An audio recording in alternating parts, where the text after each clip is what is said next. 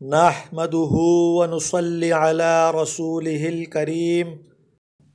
حضرت حذیفہ رضی اللہ عنہ سے روایت ہے کہ رسول اللہ صلی اللہ علیہ وسلم نے ارشاد فرمایا، جس طرح کپڑے کے نقش و نگار گھس جاتے ہیں اور مان پڑ جاتے ہیں، اسی طرح اسلام بھی ایک زمانے میں مان پڑ جائے گا، یہاں تک کہ کسی شخص کو یہ علم تک نہ رہے گا کہ روزہ کیا چیز ہے اور صدقہ اور حج کیا چیز ہے۔ ایک شب آئے گی کہ قرآن سینوں سے اٹھا لیا جائے گا اور زمین پر اس کی ایک آیت بھی باقی نہ رہے گی۔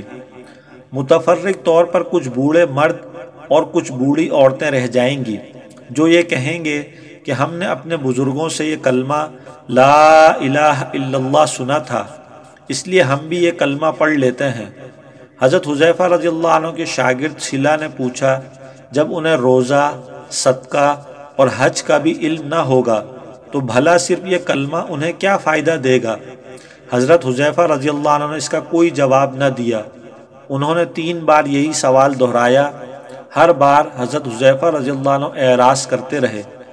ان کے تیسری مرتبہ اصرار کے بعد فرمایا، صلہ، یہ کلمہ ہی ان کو دوزخ سے نجات دلائے گا۔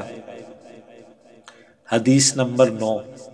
حضرت ابو ہریرہ رضی اللہ عنہ سے روایت ہے کہ رسول اللہ صلی اللہ علیہ وسلم نے ارشاد فرمایا، جس نے لا الہ الا اللہ کہا، اس کو یہ کلمہ ایک دن یوم قیامت ضرور فائدہ دے گا اور نجات دلائے گا، اگرچہ اس کو کچھ نہ کچھ سزا پہلے بھگتنا پڑے۔ حدیث نمبر 10۔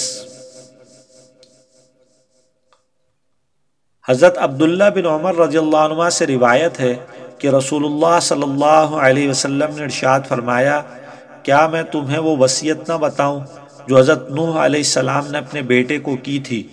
صحابہ رضی اللہ عنہ نے عرض کیا، یا ضرور بتائیے۔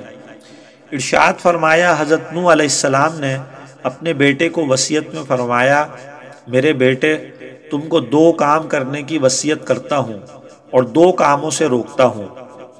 ایک تو میں تمہیں لا الہ الا اللہ کے کہنے کا حکم کرتا ہوں، کیونکہ اگر یہ کلمہ ایک پلڑے میں رکھ دیا جائے اور تمام آسمان و زمین کو دوسرے پلڑے میں رکھ دیا جائے تو کلمے والا پلڑا جھک جائے گا، اور اگر تمام آسمان اور زمین کا ایک گھیرا ہو جائے تو بھی یہ کلمہ اس گھیرے کو توڑ کر اللہ تک پہنچ کر رہے گا۔